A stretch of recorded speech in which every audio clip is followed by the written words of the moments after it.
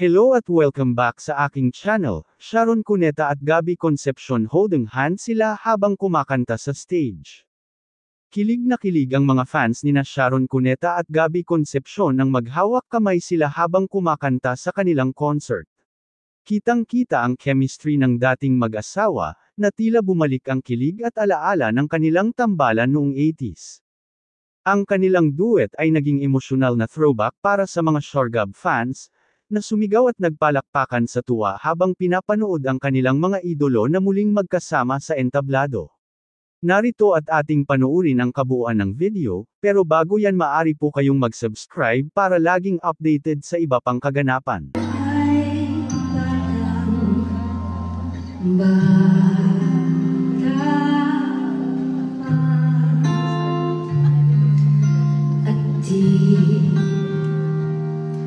Mo pa kaya mag-isa?